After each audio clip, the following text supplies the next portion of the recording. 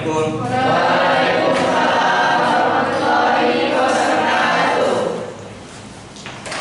Gimana kabarnya pagi ini? Oke. Mana tempo kelasnya, coba doa dulu. Ya. Mari berdoa untuk akan selesai. Berdoa dimulai. Selesai. Nah, sebelumnya kita mata kuliah apa sekarang? Mata kuliah. Ini pertemuan pertama ya. Jadi di dalam proses pertemuan ini, kalau seandainya kita tuh masuk jam 9, memang harus itu sudah berada di lokal itu jam 9. Ya. Kalau seandainya nanti ada keterlambatan satu kali, kemudian yang keduanya juga terlambat, berarti salah satu dari itu akan Bapak jadikan alfa. Ya. Berarti itu adalah konsekuensi bagi yang terlambat.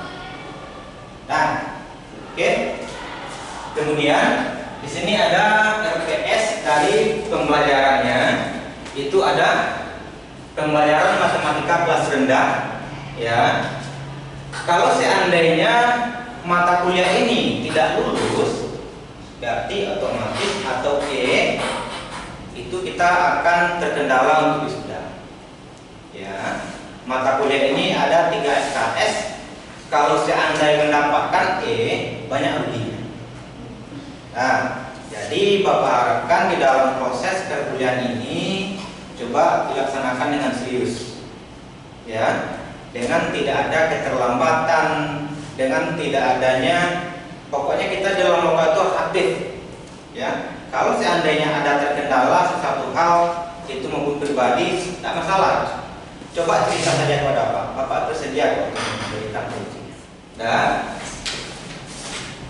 di sini kalian itu diharapkan untuk dapat memahami dari model, metode, dan media pembelajaran. Ya, nanti di akhir akan Bapak berikan asesmennya, ada kuisnya. Nanti di akhir akan Bapak berikan bagi siapa yang mendapatkan akan Bapak berikan reward. Ya, nah, kemudian metode di dalam perkuliahan ini, setelah ini ada metode diskusi. Ya, nanti akan pertemuan terakhir juga akan Bapak bagi kelompoknya, yaitu sebanyak 4 kelompok. Ya, nah, kemudian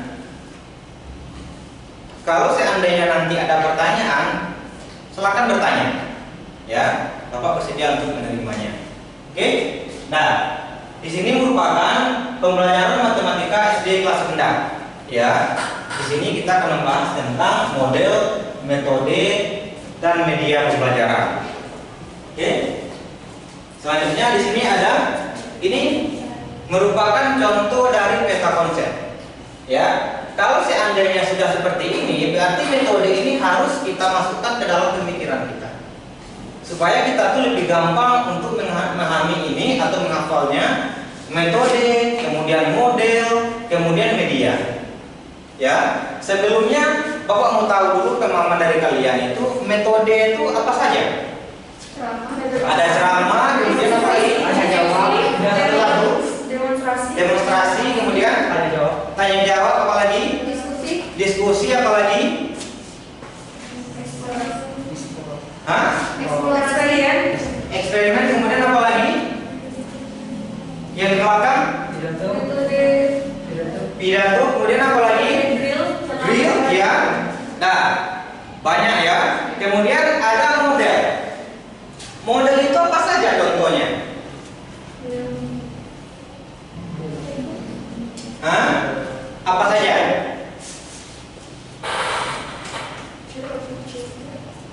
Ada model pembelajaran berbasis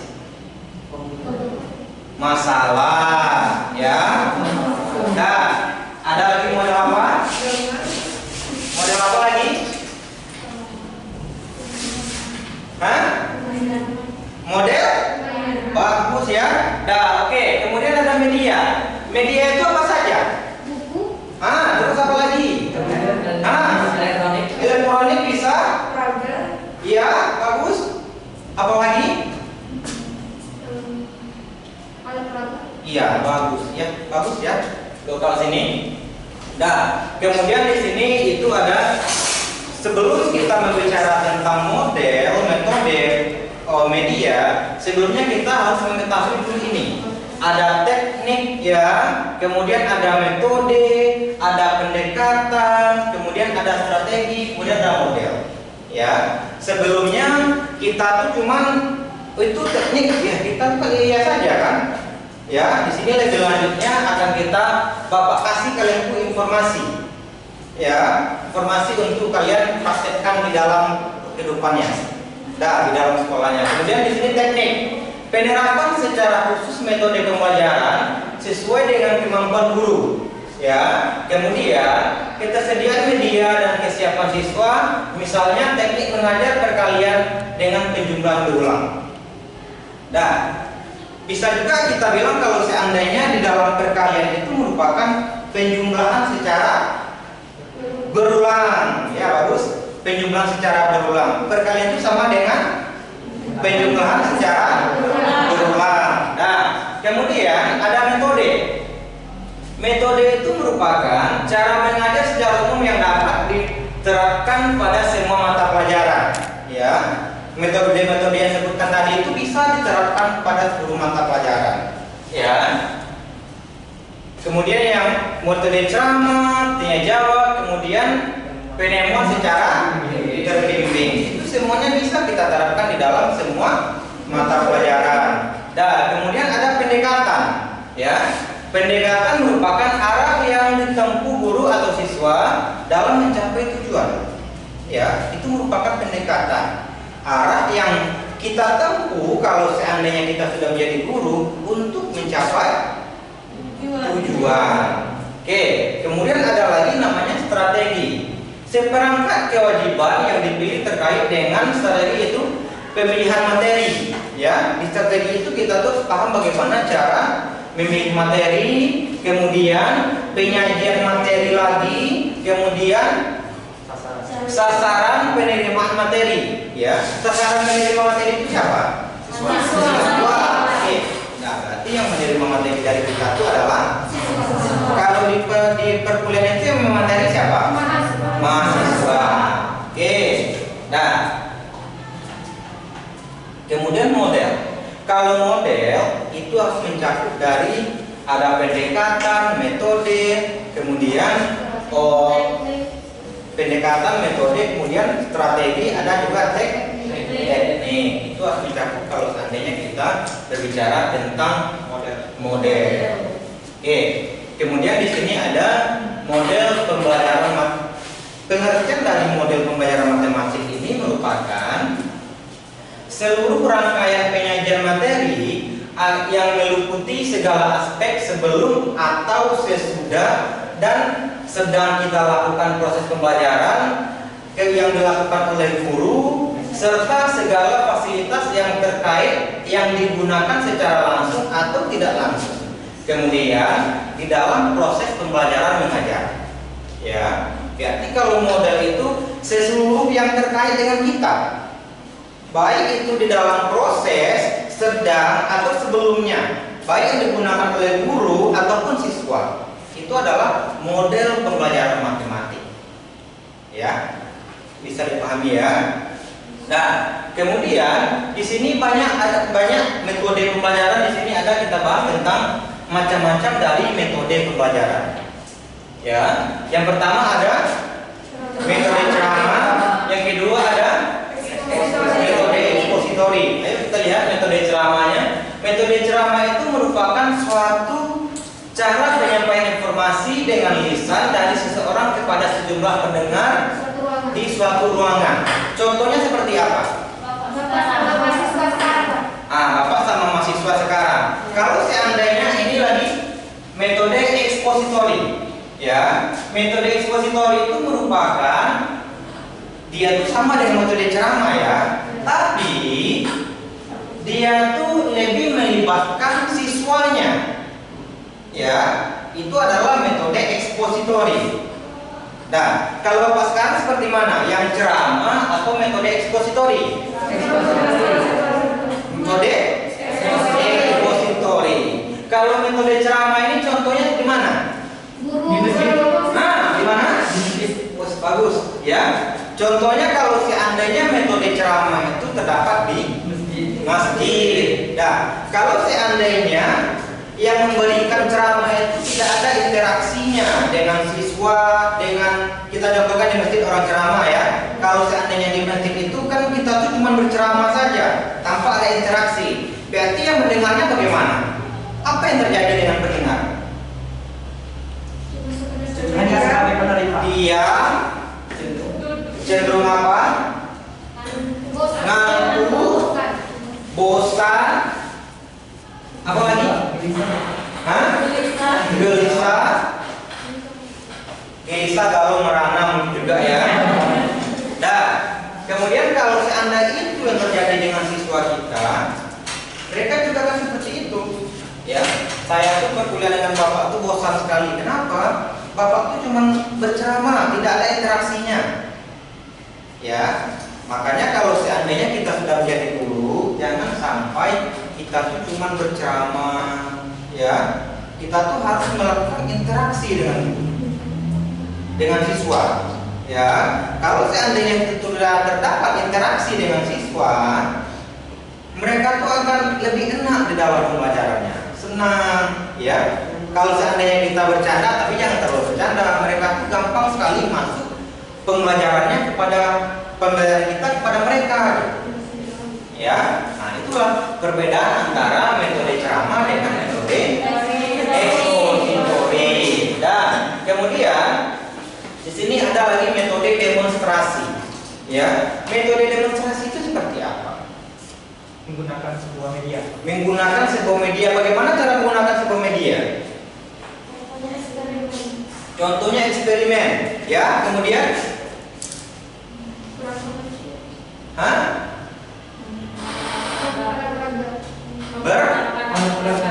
Ya, bagus. Memperagakan alat peraga. Ini sama dengan mendemonstrasikannya. Oke, bagus. Kemudian ada metode tanya jawab. Yang Bapak lakukan sekarang itu seperti apa? Tanya jawab. Berarti antara kita tuh ada interaksinya. Nah, jadi kalau seandainya tidak ada metode tanya jawabnya, mungkin antara kita tuh nanti ada yang mengantuk di dalam proses ya. Nah, gitu. Oke. Nah, kemudian ada lagi metode penugasan. Nah, metode penugasan itu merupakan metode ini biasa disebut dengan metode tugas ya, sama saja ya. Metode penugasan itu juga disebut dengan metode tugas, sama saja. Tugas itu kan terbagi menjadi dua. Yang pertama apa? Yang dikerjakan di sekolah, kalau di SD ya, tugas yang dikerjakan di sekolah. Kalau yang kedua dikerjakan di rumah. Bagus. Nah, kemudian pada metode ini guru memberikan seperangkat tugas yang harus dikerjakan peserta didik, baik secara individu maupun secara kelompok. Nah, kemudian tugas yang paling sering diberikan dalam pembelajaran matematika dalam pembelajaran di rumah diartikan sebagai latihan menyelesaikan soal-soal. Nah, berarti kalau seandainya tugas dikerjakan di rumah sama dengan PR. Nah, itu adalah tugas. Nah, kemudian yang berikutnya ada eksperimen. Nah, metode eksperimen ini merupakan situasi pemecahan masalah yang di dalamnya berlangsung kemudian suatu hipotesis. Selanjutnya ada metode inquiry. Ya, metode inquiry itu merupakan pendapat dari Piaget, ya. Pendapat dari Piaget mengungkapkan bahwa metode inquiry itu merupakan metode yang mempersiapkan peserta didik pada situasi untuk melakukan eksperimen dari secara luas agar melihat apa yang terjadi. Ya, kemudian mereka tuh akan melakukan sesuatu, mengajukan pertanyaan-pertanyaan dan mencari jawabannya sendiri. Ya, kemudian menghubungkan penemuan yang satu dengan yang lainnya, membandingkan apa yang ditemukannya dengan yang ditemukan peserta didik lain. Ya, berarti dapat disimpulkan ini seperti apa metode itu? Perbandingan. Penyelidikan, oke. Apalagi? Pencarian, kemudian apa lagi? Dan berarti ya, pengamatan bisa juga. Berarti siswa itu menemukan sendiri. Ya. Nah, tadi kan Bapak bilang 3/3 ini bagaimana caranya supaya mereka bisa langsung menemukan dengan penjumlahan secara berulang. Tapi kalau inquiry itu hanya dituliskan 3/5. Nah, bagaimana mereka tuh menganalisa? Ya, bagusnya kalau inquiry ini itu kita gunakan di kelas tinggi. Oke. Nah, kemudian berikutnya ada metode pemecahan masalah. Ya, metode pemecahan masalah itu menurut ini merupakan kalau seorang peserta didik diharapkan pada suatu masalah, pada akhirnya mereka bukan hanya sekedar memecahkan masalah, tetapi juga belajar pada sesuatu yang baru. Ya, jadi kalau seandainya contohnya ini ada contoh dari pecahan 4 ditambah 3/2. Dan langkah awalnya seperti apa? Bagus, kita samakan dulu penyebutnya. Dan kalau berapa penyebutnya? 4. Ya. Kemudian penyebut dibagi dengan penyebut yang 4 dibagi 4. 4 dibagi 4. Kemudian berapa? Dikali dengan pembilang. Berapa hasilnya? 1. Dan kemudian ini lagi. Yang berikutnya 4 dibagi 2. 4 dibagi 2 berapa? 2. Kemudian dibagi 3 berapa? 6. Ya, berapa hasilnya? 7/4. Dan itu. Kemudian selanjutnya itu ada model. Yang pertama tadi ada metode, yang kedua ada model. Nah, model itu merupakan bentuk pembelajaran yang tergambar dari awal sampai akhir. Ya, bentuk pembelajaran yang tergambar dari awal sampai akhir yang disajikan secara khas oleh guru. Ya, kemudian dengan kata lain model itu merupakan model pembelajaran yang merupakan bungkus yang di luar berarti ya. Kita bayangkan bungkusnya yang di luar, kemudian atau bingkai foto. Bingkai foto itu kan di luar juga ya. Kemudian dari penerapan suatu pendekatan, metode dan teknik pembelajaran. Nah, tadi kan kalau ada teknik di atas ada pendekatan, kemudian ada metode lagi, kemudian ya, jadi itu kalau model itu merupakan bungkusannya, kulit luarnya dari isinya. Nah, kemudian selanjutnya ada macam-macam model. Nah, macam-macam dari model yang pertama model matematika realistik. Dan model ini merupakan pembelajaran matematika realistik itu pada dasarnya adalah pemanfaatan dari realitas dan lingkungan yang dipahami peserta didik. Nah, berarti untuk memperlancar proses pembelajaran matematika sehingga mencapai tujuan pendidikan matematika secara lebih baik daripada yang lalu. Nah, berarti kalau matematika realistik ini merupakan hal yang tujuannya untuk lebih baik daripada yang lalu. Makanya langkah-langkah dari sini kan ada juga. Nanti akan kita bahas lebih lanjutnya. Nah, oke. Kemudian yang kedua ada open-ended. Ya, ada model open-ended juga.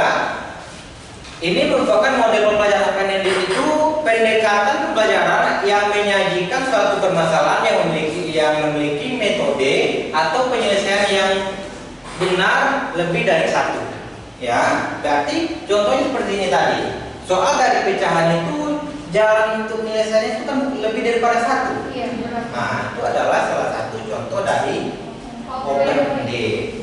Nah, kemudian ada lagi metode model example dan non example. Ya, kemudian ada model pembelajaran picture and picture. Ya, itu merupakan suatu model pembelajaran yang menggunakan gambar. Kalau picture itu kan gambar ya, berarti dia itu menggunakan gambar modelnya. Ya, ya, bagusnya ini diterapkan di kelas kelas 1, kelas rendah. Dan kemudian ada model NHT. Model NHT ini apa dia? Number together. Ya, model ini merupakan pembelajaran yang lebih mengedepankan kepada aktivitas siswa dalam mencari, mengolah dan melaporkan informasi dari berbagai sumber. Berarti bisa penelitian itu? Iya. Nah, Bapak contohkan salah satu judul skripsinya ya. Peningkatan aktivitas hasil belajar matematika menggunakan model number together. Ya, di kelas 4. Nah, itu salah satu contoh dari skripsi. Ya. Berarti kalau seandainya NHT ini merupakan media itu menggunakan kepala per nomor, number together, ya. Pembelajaran merupakan medianya nomor yang diberikan kepada siswa yang terdapat di kepalanya. Contohnya kalau seandainya itu ada 5 kelompok, masing-masing kelompok itu ada 4. Berarti nomor itu kita berikan 1, 2, 3, 4. Urutannya 4 seluruhnya. Ya. Kemudian ke 5 kelompoknya ada nomor di kepalanya. Ya. Kemudian setelah itu, kalau seandainya kita berikan soal, kita panggil nomor 1. Berarti nomor 1 ke seluruh kelompok itu harus siap dengan jawaban yang soal kita berikan. Ya, tapi kalau seandainya evaluasinya, masing-masing dari perwakilan kelompok harus maju ke depan bagaimana mensimulasikannya. Itu adalah pelaksanaan dari number together tadi. Ya, dan kemudian ada jigsaw. Ya, sebuah model belajar kooperatif yang menitik beratkan kepada bekerja kelompok. Biasanya kalau kooperatif itu mereka itu berkelompok. Ya, di sini nanti akan ada kelompok ahlinya, kelompok asalnya, gitu. Nah, kemudian ada model pembelajaran Korifihore. Ya, Korifihore ini model itu sangat bersemangat. Kalau dari siswa itu mendapatkan jawabannya, mereka itu akan bilang hore. Ya, model ini, model pembelajaran yang dapat menciptakan suatu kelas menjadi meriah dan menyenangkan karena setiap kelompok yang dapat menjawab benar, maka siswa tersebut diwajibkan berteriak hore. Nah, gitu. Ya, makanya model ini sangat bersemangat namanya. Ya. Selanjutnya itu ada model take and give. Itu apa? Kasih tanya.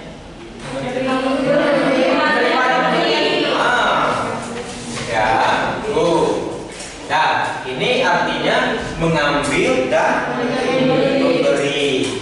Nah, maksud dari itu merupakan model pembelajaran ini di mana siswa mengambil dan memberi pembelajaran kepada siswa yang lain. Ya, sama dia itu dengan tutor sejawat. Siswa ini bisa menjadi guru untuk temannya. Tetapi ada juga siswa itu lebih paham temannya yang mengajarkan daripada gurunya. Nah, banyak seperti itu ya. Ya, bagus juga teknik ini kita terapkan di kelas rendah juga bisa di kelas tinggi. Itu kalau seandainya take and give ini menguji kesabaran dari teman-temannya. Ya, tapi harus kita tanamkan juga. Nanti kalau seandainya ada temannya yang tidak bisa, jangan sampai menjadi bahan olok-olokan. Ya, ini mentang-mentang kamu yang mengajarkan saya, jadi bahan olok-olokan. Nah, itu harus kita tanamkan dulu selebih dininya. Jangan dibiarkan teman-temannya menjadi bahan olok-olokan terhadap siswa yang lain. Ya. Nah, kalau seandainya mau menerapkan TEK-MG. Nah, kemudian selanjutnya ada model pembelajaran berdasarkan masalah. Ini merupakan suatu pendekatan pembelajaran yang menggunakan masalah dunia nyata sebagai suatu bahan bagi peserta didik untuk belajar bagaimana cara berpikir kritis, ya, tentang berbagai masalah dalam kehidupan serta untuk memperoleh pengetahuan dan konsep yang sesuai dari materi pembelajaran. Nah, kalau model pembelajaran berbasis masalah ini merupakan model masalah yang kita berikan kepada siswa. Itu langkah pertamanya, orientasi masalah kepada peserta didik atau kepada siswa. Nah, berarti bagaimana caranya seorang guru ini memberikan masalah kepada siswanya?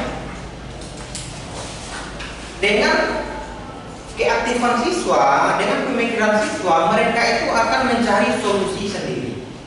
Ya, kalau seandainya mereka tidak bisa, nanti akan dibimbing secara individu atau kelompok. Itu merupakan langkah dari PBL tersebut atau pembelajaran berbasis masalah. Yang pertamanya orientasi masalah kepada peserta didik. Yang kedua, bagaimana caranya nanti itu kita bagi mereka kelompok itu secara individu atau secara berkelompok. Kemudian setelah itu mereka pun bekerja di dalam kelompoknya.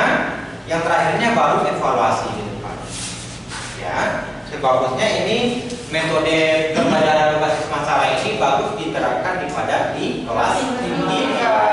Ya, kemudian gambar atau fotografi. Kemudian terakhir ada cerita dan grafik. Nah, sejauh ini ada yang mau ditanyakan? Nah, Bapak akan memberikan kuis ya. Nah, tentu Bapak absen dulu. Absen siapa yang tidak hadir? Hadir semua. Bagus ya, hadir semua. Alhamdulillah. Oke. Nah, Bapak akan memberikan kuis, angkat tangan siapa yang bisa. Nanti akan Bapak berikan bintang di absennya. Ya.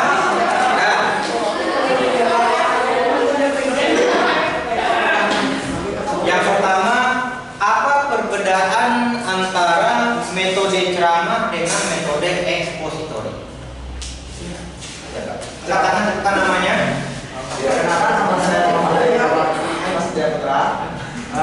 Perbedaan ceramah dan ekspositori adalah ceramah tidak adanya interaksi, sedangkan ekspositori adanya interaksi antara pemberi materi dan penerima materi. Bagus.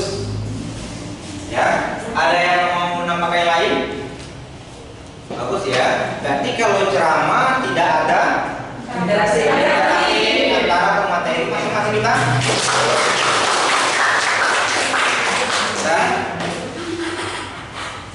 untuk pertemuan berikutnya, coba kita akan bertemu di lain hari di minggu berikutnya di jam yang sama ya. Ya, Bapak berkenan tidak ada yang telat. Ya, kita akhiri perkuliahan ini dengan hamdalah.